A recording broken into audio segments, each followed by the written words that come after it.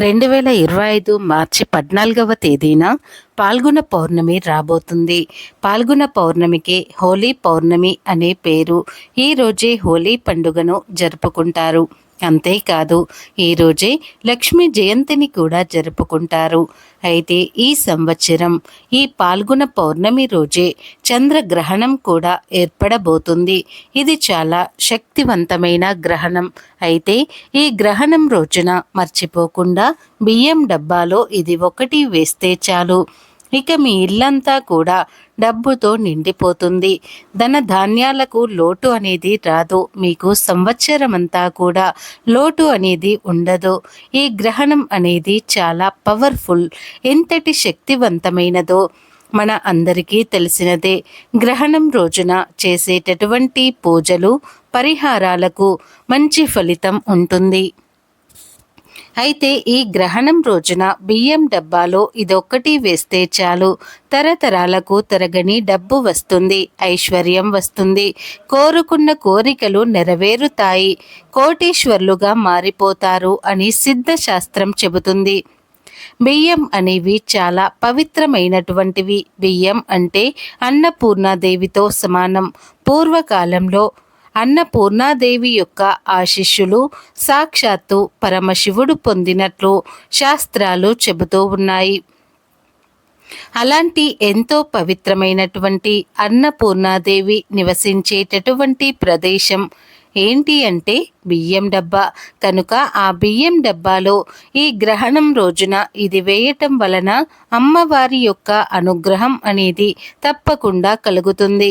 అమ్మవారి అనుగ్రహం అనేది కలిగి ధనవంతులుగా మారిపోతారు. సిరి సంపదలకు అసలు లోటు అనేది ఉండదు. ఇక డబ్బు అనేది వస్తూనే ఉంటుంది. ధనం అనేది ఎప్పుడు ఇంట్లో నిలకడగా ఉంటుంది. కష్టాలు అన్నీ కూడా తొలగిపోతాయి. ధనం అనేది ఇంట్లో నిలవ ఉండాలి అన్నా, లేదా మన ఇంట్లో ఎప్పుడూ కూడా బియ్యం పుష్కలంగా ఉండాలి అన్నా ఖచ్చితంగా ఈ పరిహారం చేయాలి. అందరి ఇళ్లలో బియ్యం తప్పకుండా ఉంటూ ఉంటాయి. కానీ కొంతమందికి డబ్బు అనేది సరిగ్గా లేకపోవటం వలన బియ్యం అనేవి ఇంట్లో ఉండవు. అలాంటి వారికి కూడా బియ్యం అనేవి ఇంట్లో ఉండాలి అన్నా, బియ్యం ఎప్పుడూ కూడా ఇంట్లో పుష్కలంగా ఉండాలి అన్నా, చేతిలో డబ్బు ఉండాలి అంటే లక్ష్మీదేవి అనుగ్రహం ఉండాలి. అలానే అన్నపూర్ణాదేవి యొక్క అనుగ్రహం కూడా ఉండాలి. ఇవన్నీ మరి ఉండాలి అంటే మనం తప్పకుండా ఈ యొక్క గ్రహణం రోజున బియ్యం డబ్బాలో ఇది వేస్తే సరిపోతుంది. మరి ఇంతకీ ఈ పౌర్ణమి గ్రహణం రోజున బియ్యం డబ్బాలో ఏం వెయ్యాలి అనే విషయాన్ని ఇప్పుడు మనం ఈ వీడియోలో అయితే వివరంగా తెలుసుకుందాం. ఫ్రెండ్స్, ఫస్ట్ అయితే ఈ వీడియో నచ్చితే లైక్ చేయండి, షేర్ చేయండి, అలాగే కామెంట్ బాక్స్లో ఓం నమః శివాయ అని తప్పకుండా కామెంట్ అయితే చేయండి.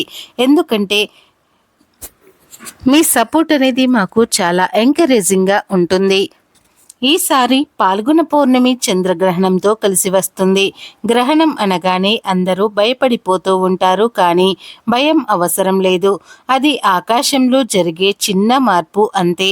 ఇక ఈ చంద్రగ్రహణం 2025 మార్చి 14 శుక్రవారం రోజు ఏర్పడబోతుంది. ఈ గ్రహణం మనకు కనిపిస్తుందా లేదా అని చాలా మందికి డౌట్ ఉంటుంది. ఈ గ్రహణం కేతుగ్రస్త సంపూర్ణ చంద్రగ్రహణం. ఈ గ్రహణం ఇండియా టైమింగ్స్ ప్రకారం అయితే మార్చి 14 ఉదయం 10:40 ప్రారంభమై మధ్యాహ్నం 2:18 ఉంటుంది. మొత్తం 3:30 పాటు ఈ గ్రహణం ఉంటుంది. ఈ చంద్రగ్రహణం పగటిపూట ఏర్పడుతుంది. పగటిపూట చంద్రుడు మనకు కనిపిస్తాడా? కనిపించడు. కనుక ఈ చంద్రగ్రహణం కూడా మనకు కనిపించదు. కనుక మనకు ఎటువంటి సూతక కాలం వర్తించదు. కాబట్టి ఎటువంటి గ్రహణ నియమాలు పాటించడం అవసరం లేదు. గర్భిణీలకు కూడా ఎటువంటి నియమాలు పాటించాల్సిన అవసరం లేదు. పాటించిన తప్పేమీ లేదు. ఈ గ్రహణం వివరణ: ఈరోజు ఉదయం లేవగానే గుమ్మం దగ్గర కొన్ని పాలను తీసుకొని పాలల్లో ఒక చుక్క అత్తరును కలిపి పసుపు కుంకుమ కలిపి ఆ పాలను గుమ్మం పైన చల్లాలి. ఇలా చల్లటం వలన ఆ సువాసన వల్ల లక్ష్మీదేవి ఆకర్షితురాలు అవుతుంది.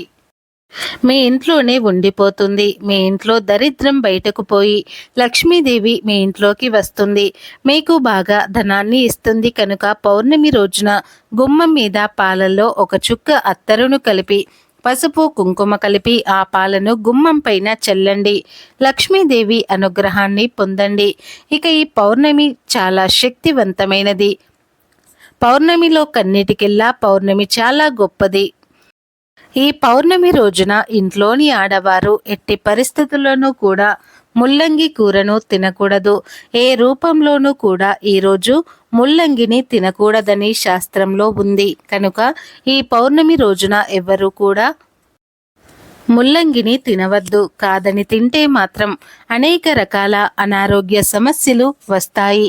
కోరి కోరి కష్టాలు తెచ్చుకున్నట్లుగా అవుతుంది. ఈ విధంగా ఈ హోలీ పౌర్ణమి రోజున ఆడవారు, మగవారు, పిల్లలు, పెద్దలు అందరూ కూడా బ్లూ కలర్లో ఉండే దుస్తువులు ధరించవద్దు. బ్లూ తప్ప మీరు ఏ రంగులో ఉన్న దుస్తువులు ధరించినా తప్పులేదు. కానీ ఈ ఒక్క రోజు మాత్రం బ్లూ కలర్లో ఉండేటటువంటి దుస్తువులను మాత్రం వేసుకోవద్దు. కనుక ఈరోజు ఈ రంగులో ఉండే దుస్తువులను ధరించవద్దు. జాగ్రత్తగా ఉండండి. ఈ గ్రహణం రోజున బియ్యం డబ్బాలో ఇది ఒకటి వేస్తే చాలు, తరతరాలకు తరగని డబ్బు వస్తుంది అని పండితులు చెబుతూ ఉన్నారు. ఏమీ లేదు, ముందుగా ఒక వస్త్రాన్ని తీసుకోండి. ఒక పసుపు రంగులో ఉండేటటువంటి వస్త్రాన్ని తీసుకోండి. అందులో 9 వక్కలను వేయండి. 2 నల్ల యాలకులు, 2 గవ్వలను కూడా వేయండి. కొద్దిగా పసుపు, కొద్దిగా కుంకుమ, కొద్దిగా పచ్చకర్పూరాన్ని వేసి చిన్న మూటలాగా కట్టండి. అలా కట్టిన తర్వాత దానిని బియ్యం డబ్బాలో వేసేయండి. ఇక ఆ గ్రహణం రోజు ఉదయాన్నే ఆ మూటను తీసుకుని వెళ్ళి ఏదైనా ఆలయంలో ఉన్నటువంటి చెట్టుకు దానిని కట్టేసి మీ మనసులో ఉండే కోరిక చెప్పుకోండి. అప్పుడు ఖచ్చితంగా మీ దరిద్రాలు తొలగిపోతాయి. అదృష్టం కలిసి వస్తుంది. అష్టదరిద్రాల నుండి మీకు విముక్తి అనేది పొంది అదృష్టాన్ని పొందగలుగుతారు. తరతరాలకు తరగని ఐశ్వర్యం అనేది వస్తుంది. ఎందుకంటే ఈ పరిహారానికి అంతటి శక్తి ఉంది. బియ్యానికి మన తలరాతను మార్చేసే శక్తులు ఉంటాయి. ప్రతి ఒక్కరి ఇంట్లో బియ్యం అనేవి చాలా సహజంగా ఉంటాయి. ఆ బియ్యం అనేవి లేకపోతే మానవ మనుగడ అనేది కొనసాగదు. ఎందుకు అంటే మనం ఎంత డబ్బును సంపాదించిన ధనవంతులము అయినా, ఎంత బంగారము వెండి ఉన్నా, ఎన్ని వజ్ర వైడూర్యాలు ఉన్నా, ఎన్ని రకాల ఇతర ఆహార పదార్థాలు ఉన్నా, కడుపు నిండా అన్నం తింటే వచ్చే తృప్తి అనేది ఇక ఏది తిన్నా రాదు. చాలామంది బియ్యం విషయంలో చాలా అశ్రద్ధలు చేస్తూ ఉంటారు. బియ్యాన్ని ఎక్కువగా వండి ఆ వండిన అన్నాన్ని వృధా చేస్తూ ఉంటారు. అలా పొరపాటున కూడా చేయకూడదు. కాదని అలా అన్నాన్ని వృధా చేస్తే అన్నపూర్ణాదేవి యొక్క ఆగ్రహానికి గురి కావాల్సి వస్తుంది. ఆ దేవికి ఆగ్రహం వస్తే ఇంట్లో ఒక్క మెతుకు కూడా మిగలదు. బియ్యానికి మరియు ధనానికి చాలా కరువు వస్తుంది. మన ఇంటి బియ్యంలో అన్నపూర్ణాదేవి, లక్ష్మీదేవి ఇద్దరూ కూడా కొలువై ఉంటారు. వారి అనుగ్రహంతోనే మనం కడుపు నిండా తినాలి అన్నా, మనకు నచ్చిన జీవితాన్ని అనుభవించాలి అన్నా సాధ్యపడుతుంది. ఈ ఇద్దరి అనుగ్రహం ఎల్లవేళలా మనపై ఉండాలి అంటే తప్పకుండా బియ్యం విషయంలో ఈ నియమాలు తప్పకుండా పాటించాలి.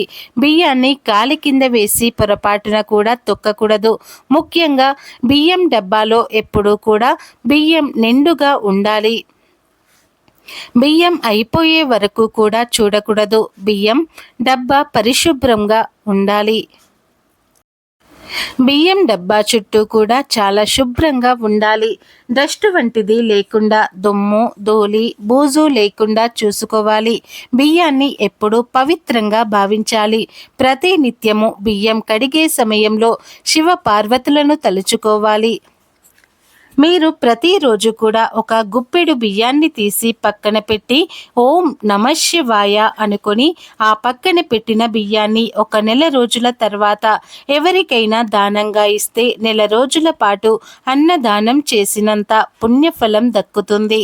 కనుక ప్రతి ఒక్కరు కూడా బియ్యం రమ్ములలో బియ్యం బస్తాలను ఎప్పుడూ కూడా నైరుతి దిశలోనే పెట్టుకోవాలి. నైరుతి దిశలో బియ్యాన్ని పెట్టడం వలన ఇంట్లోకి లక్ష్మీదేవి, కుబేరుల యొక్క అనుగ్రహం అనేది లభిస్తుంది. బియ్యాన్ని ఎప్పుడూ కూడా బియ్యం రమ్ములలోనే స్టోర్ చేసుకోవాలి. లక్ష్మీ కుబేరుల అనుగ్రహంతో ధనవంతులుగా మారే అవకాశం ఉంటుంది. ముఖ్యంగా ఈ పౌర్ణమి రోజు ఎవరైతే బియ్యం డబ్బాలో ఇప్పుడు మనం చెప్పుకున్న మూటను ఎవరు వేస్తారో అలాంటి వారి ఇంట్లోకి ధనం అనేది విపరీతంగా దూసుకు వస్తుంది. అంతేకాదు వారి జీవితంలో ఉండే అనేక రకాల కష్టాలు కూడా తొలగిపోతాయి. కోరినంత ఐశ్వర్యం వస్తుంది. ఎందుకు అంటే ఈరోజు చేసే ప్రతి చిన్న పరిహారం, పూజ లేదా ప్రతి చిన్న పూజ కూడా చాలా గొప్ప ఫలితాలను ఇస్తుంది. కనుక ప్రతి ఒక్కరు కూడా ఈ రోజున బియ్యం డబ్బాలో ఇది వేస్తే కనుక తరతరాలకు తరగని, కూర్చుని తిన్నా తరగని ఐశ్వర్యం వస్తుంది.